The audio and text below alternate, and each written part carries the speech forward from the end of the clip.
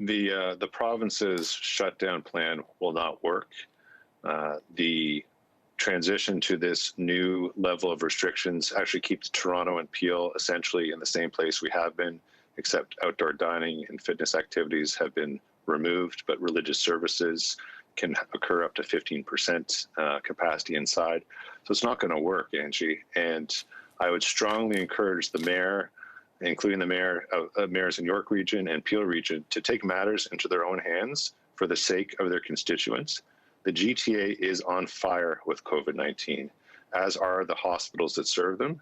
And unless something changes now, this situation will get so far out of control that I don't even want to consider what we might have to do if things don't change. Because the ICUs, we have 447 patients in Ontario's ICUs with COVID-19 right now.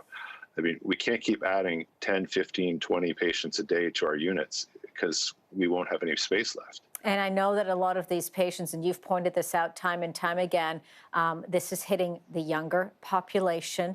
I want to bring up a tweet, Doctor, if you don't mind, something that you put out a few hours ago, talking about, with regards to one patient, the number of the doctors, nurses, and we're showing that tweet right now, that it's taken to help this individual.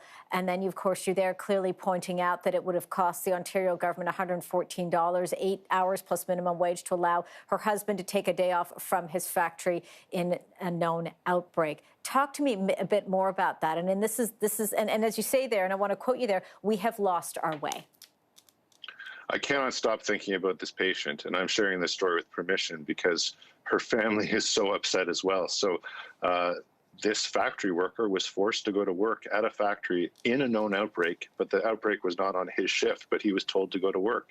He doesn't get paid time off to not go to work when he's concerned about his own safety, and he has to go to work.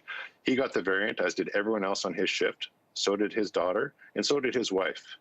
And yesterday, 17 people, including myself, and then the 18th being the patient, went through a 3-hour experience where I've never had a patient so close to death in my entire 12-year career. And we saved her. And she's at a quaternary care center right now on a heart-lung machine. But it didn't have to be this way.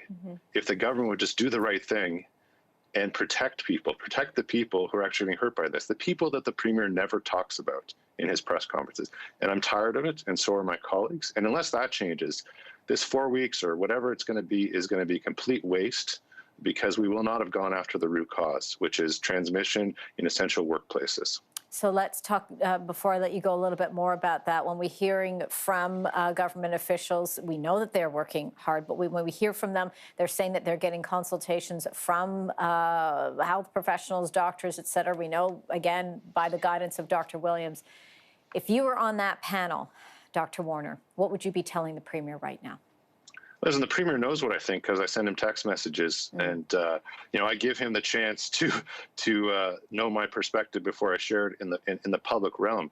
Dr. Williams is either giving bad advice, or the Premier and the Cabinet isn't listening to him, because 153 ICU doctors wrote a letter saying that working within the current public health framework, including this new shutdown situation we're going to have, isn't going to be enough to protect our critical care capacity, to protect essential workers, racialized, marginalized people.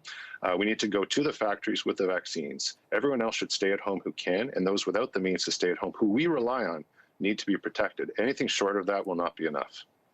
And we know now, within 48 hours, we're above that 6,000 case mark. And we know from all of the information that you've been giving us, cases are among younger people.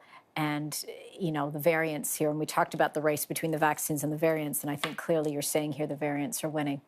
Dr. Michael Warner, Medical Director of Critical Care at the Michael Garron Hospital in Toronto. We always appreciate your voice. Keep doing what you're doing, Doctor. Hands off to both you and your team, and all the medical professionals out there. Stay safe. Thank you.